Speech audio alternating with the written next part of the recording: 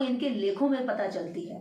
ये तवलीन सिंह मुझे ये बताएं, क्या तवलीन सिंह आज जिस आरक्षण को खत्म करने की बात कर रही हैं, या जिस आरक्षण को वो आज कैंसर बता रही हैं, या इस देश के अंदर अपंगता बता रही हैं, वो तवलीन सिंह ये बताएं क्या कभी उन्होंने कास्टिज्म का जहर देखा है? क्या कभी उन्होंने कास्टिज्म का दंश झेला है?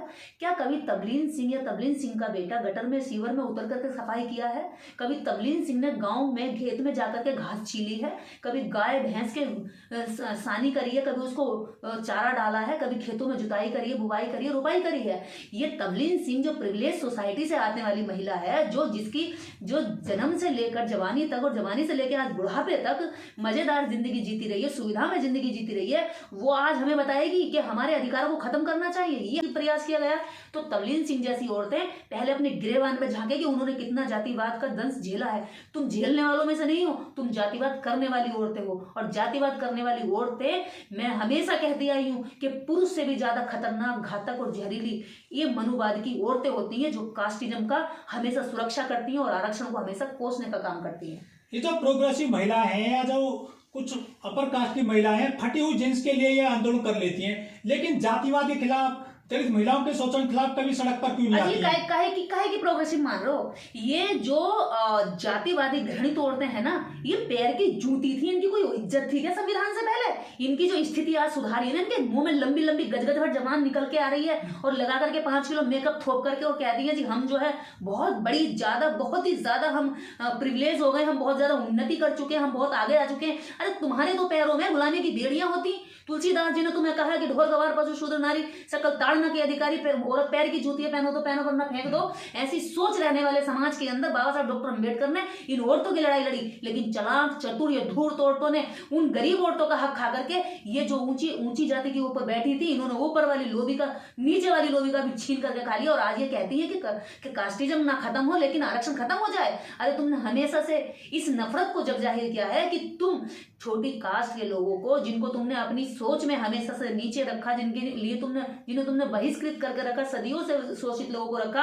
और पहली बात तवलीन सिंह को यह जानकारी होनी चाहिए। तवलीन सिंह कह रही है, पिछले आर्टिकल में कह रही, मैंने पढ़ा कि आरक्षण मात्र 10 वर्ष के लिए था। अरे झूठी मक्कार कहेंगी, पहले बाबा साहब डॉक्टर अम्बेडकर को तो पढ़ ले, पहले आरक्षण के बारे में सही जानकारी तो निकाल ले। संविधान के खिलाफ बयान देने से पहले कम से कम ये तो जान ले कि तू कॉलम तो तू लिखने लगी, लेकिन उसमें ये नहीं पता है मैडम को कि बाबा साहब डॉक्टर अम्बेडकर ने शिक्षा में या नौकरियों में 10 वर्ष के आरक्षण की बात नहीं की है, वो राजनीति में 10 वर्ष के आरक्षण की बात है। और राजनीति में 10 वर्ष के बाद आरक्षण की समीक्षा होनी चाहिए। हम भी इसमें शामिल है, हम इसको सहमत हैं, चलो करो 10 वर्ष के बाद। लेकिन उसमें तो तुमने बिना मांगे ही उसमें रिजर्वेशन बढ़ा दिया, क्योंकि राजनीति के रिजर्वेशन बढ़ाने से सत्ता पक्ष को फायदा होता है, तुम्हें गुलाम नेता मिल जाते हैं। लेकिन शिक्षा और नौकरी में रिजर्वेशन बढ़ाने से जो गरीब जनता होती है, जो गरीब मजदूर होता है, सिलाई करने वाला होता है, जो जूता सिलने वाला होता है, खेत में मजदूरी करने वाला होता है, सड़कों पे सफाई करने वाला होता है, उसके बच्चों भी पढ़ लिख करके कलेक्टर बन जाता है। ये नफरत इनकी है कि क्यों वो झाड़ू पोंछा करने वाले का बेटा, जो मेरे घर में झाड़ू पोंछा करती है, उसका बेटा क्यों अधिकारी बन करके किसी कुर्सी पे बैठता है।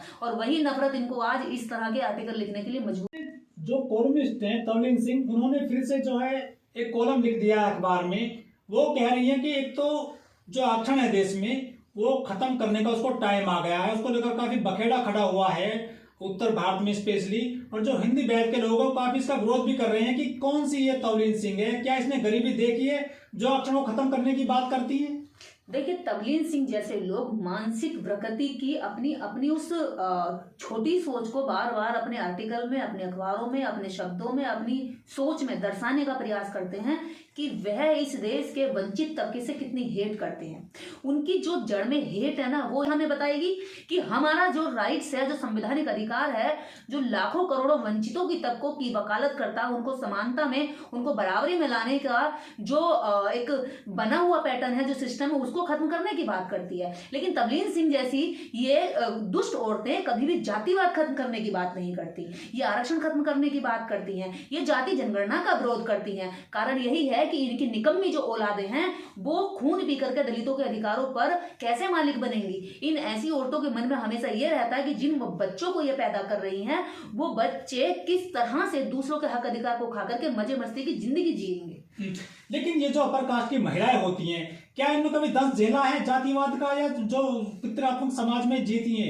नहीं जी, इन औरतों ने ना कभी दंश झेला, जिनको जरा सी भी, कहते हैं ना, जिसकी ना फटी पैर बिवाई बोका जाने पीर पर आई, ये वो औरतें हैं जिनको दर्द होने से पहले भी कई प्रकार की दवाइयां इनके पास होती हैं। अरे बात करो जरा उन औरतों से जिनके पास, हमारे साथ चलिए ना, हमारे समाज की महिलाओं के पास आज दर्द के नाम पे दवाइयां तक नहीं होती हैं। 89% महिलाएं जो है एनीमिया की शिकार हैं, वो सारी गांव की वंचितों की, जिनकी डाइट पूरी नहीं होती, जिनको खाना नहीं मिलता है। फूलन देवी जैसी महिलाओं पर इतना क्रूर अत्याचार होता है कि उन्हें नग्न करके कुएं से पानी भरवाया जाता।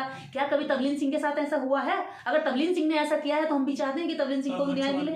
क्या इस देश के अंदर इतनी सारी महिलाएं, इस देश में तो आप ये तो और छोड़िए, मायावती जैसी महिलाएं जो मुख्यमंत्री बनी, उनको एक अजीब मतलब जातिगत टिप्पणियों से उन्हें नीचे दिखाने की हमेशा कोशिश की गई है, उनको अलग अलग शब्दों से बहिष्कृत और बेइज्जत करने की कर रही है।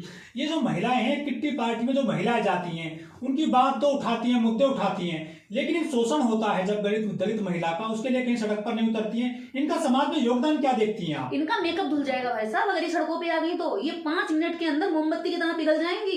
ये तो मोम की गुड़िया हैं, ये तो नाजुक कली है, ये नाजुक फूल की तरह है, ये तो एसी में बैठ सकती हैं, ये हमेशा अपने वातानुकूलित कमरों के अंदर भाषण दे सकती हैं, आर्टिकल लिख सकते हैं। मैडम जो तबलीन है, ये एसी में बैठ करके कंफर्टेबल जोन में अपनी कुर्सी पे बैठ करके लिख देती है। कभी उस कुर्सी से बाहर निकल करके चले ना, मेरे साथ दे मुझे 1 महीना, ये तबलीन सिंह, अगर मैं इसको चैलेंज करती हूँ 1 महीना मेरे साथ रहे, चले इसी देश की उस गरीब की महिलाओं के पास लेकर जाऊंगी, उस समाज के पास लेकर चलूंगी, एक महीना मेरे साथ रहे कि वो कैसे रहते हैं, कितनी गंदगी में रहते हैं, जहां उनकी नालियों का और सड़कों का पता नहीं होता, जहां उनके बच्चों के बैठने का और जानवर के पलने का, और जानवर वहीं पे मलमूत्र त्याग रहा, वहीं पे गोबर पड़ा, वहीं पे पास में चूल्हा है और उसी में वो रोटी बना के खा रही है, उसका बच्चा वही बीमारी में पड़ा, वहीं पे पशु का बच्चा पड़ा है। ऐसी स्थिति में क्या रह लेगी तबलीन? तबलीन एक रात गुजार के दिखा दे दलितों की बस्ती में, मैं तबलीन के लेख को सच मान जाऊंगी और तबलीन के साथ वकालत करनी शुरू कर दूंगी।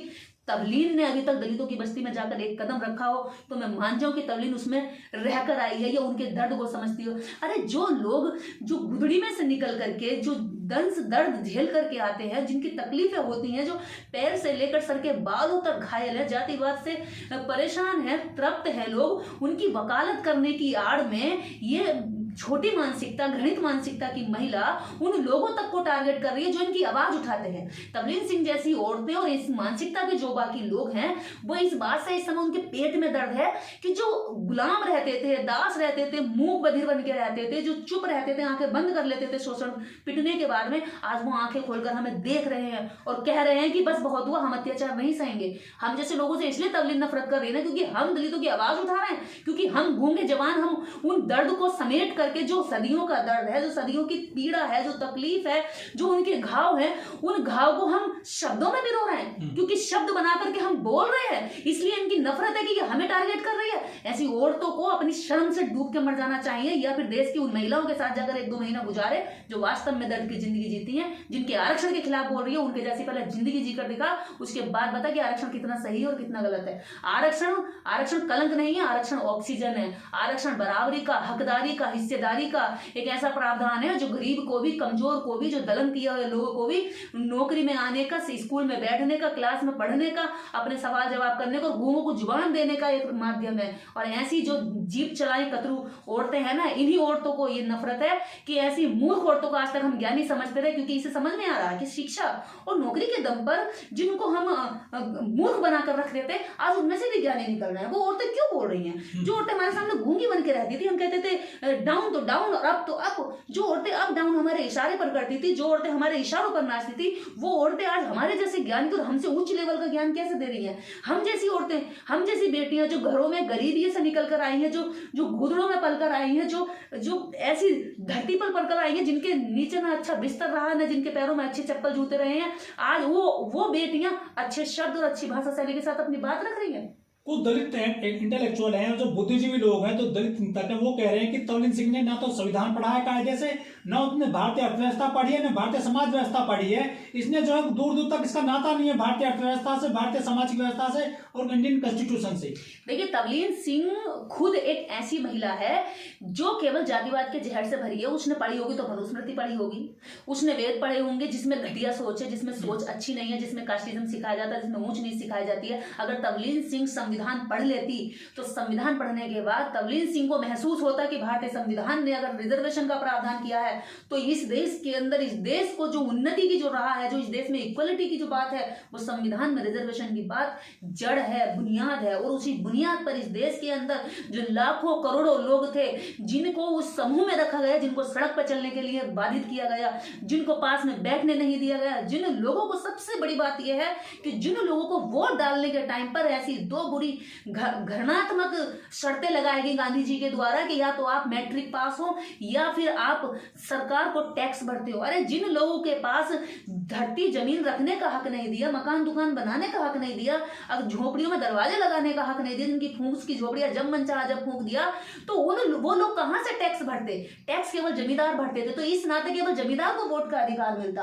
और दूसरी बात, जिन लोगों को स्कूल में नहीं घुसनी है, खुद डॉक्टर अंबेडकर का जीवन ऐसा है कि वो स्कूल के बाहर बैठकर पढ़े, तो ऐसे समय पर आप सोचिए जिन लोगों को स्कूल में नहीं घुसने दिया वो मैट्रिक कहां से पास किए होते? तो ऐसी दो शर्तों के आधार पर जिस इस देश के 7 करोड़, लगभग 7 करोड़ अछूत दलितों को वोट के अधिकार से वंचित रखने की जो साजिश रची जा रही थी, उसी साजिश की सोच जैसे लोग, ये तवलीन सिंह जैसे आज प्रेजेंट में हमारे सामने है। बाबा साहब ने हिंदू कोड बिल बनाया था, उसके बाद में हिंदू महिलाओं ने काफी विरोध किया था हिंदू कोड बिल का। क्या उन्हीं महिलाओं में से ही ये वही औरत है, ये उन्हीं औरतों में से है जो हिंदू कोड बिल की वकालत करने वाले बाबा साहब डॉक्टर अंबेडकर के खिलाफ उनके पुतले चौराहों पर फूंके गए थे, हिंदू कोड बिल की प्रतियां फूंकी थी। आज ऐसी हिंदू कोड बिल की प्रतियां फूंकने वाली ये लालची स्वार्थी औरतें हिंदू कोड बिल का सारा फायदा लेकर के आज तुम्हारे अखबारों में अगर तुम्हारा लेख आ रहा है तो ये तुम्हारे बाप की देन नहीं है, ये बाबा साहब डॉक्टर अंबेडकर हमारे बाप की देन है कि तुम आज अखबारों में लिख सकती हो और आज तुम्हारी चर्चा हो रही है ना। तुम्हारी चर्चा कौन करता?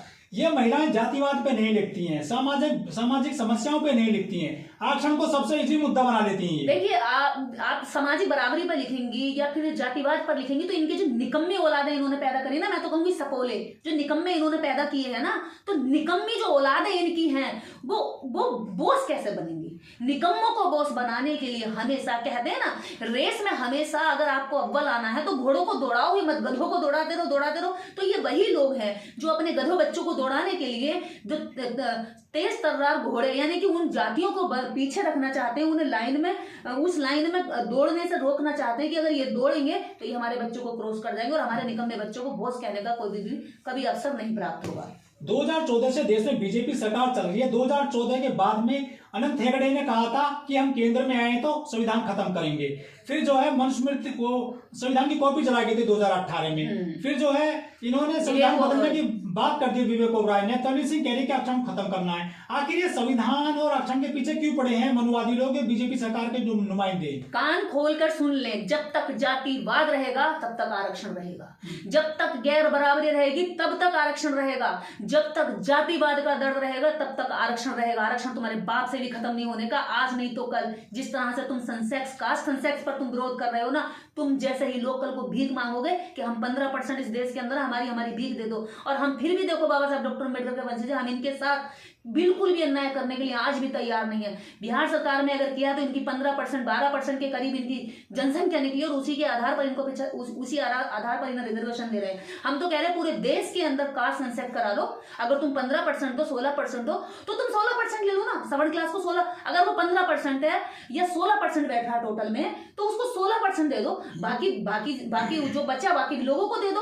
तुम्हारा भी दर्द खत्म हो जाएगा, हमारा भी दर्द खत्म हो जाएगा। लेकिन नहीं, चालाक लोमड़ियां जो ऊपर से खाल पहने बैठी है शेर की, उन लोमड़िया चाल को पता चल जाएगा ना कि भाई तुम सारा हक खाए बैठे हो। अभी तो क्या कहते हैं, ऐसी समाज में बाकी जातियों को भड़काना होता तो कहते हैं जाटव तुम्हारा हिस्सा खा रहे हैं, अगर ओबीसी समाज में भड़काना होता तो कहते हैं यादव तुम्हारा हिस्सा खा रहे हैं, बाकी सारी जातियों को आपस में छिन्न भिन्न कर देते हैं। तो ये जो बंटवारे की जो नीति है इनकी, डिवाइड एंड रूल्स की, ये सामने हो जाएगी, ये उजागर हो जाएगी। तो ऐसी औरतें हमेशा जातिवाद, मनुवाद, कास्टिज्म का जो बहुत बड़ा एक लंबे समय से चलता आ रहा है, इनके दिमाग में कचरा है, उस कचरे की थोड़ी थोड़ी छींटें बार बार ये कभी अखबारों में, कभी डिबेट में, कभी टीवी पर, तो कभी अपने अपने मुंह से कहीं पार्टियों में या फंक्शन प्रोग्रामों में ये बोलती रहती हैं। तो उस कचरे की छींटें इनकी बार बार बाहर आती है, ऊपर से नीचे कचरे में भरी हुई हैं। और ऐसी कचरा दिमागी औरतों से मैं कह देना चाहती हूँ, अगर तुम्हारे अंदर दिमाग है और तुम्हारे अंदर वाकई में दर्द है, मैं सच बात तो ये बताऊं, तुम ऊंची और नीची तो बाद में होगी, पहले तुम में नैतिकता नहीं है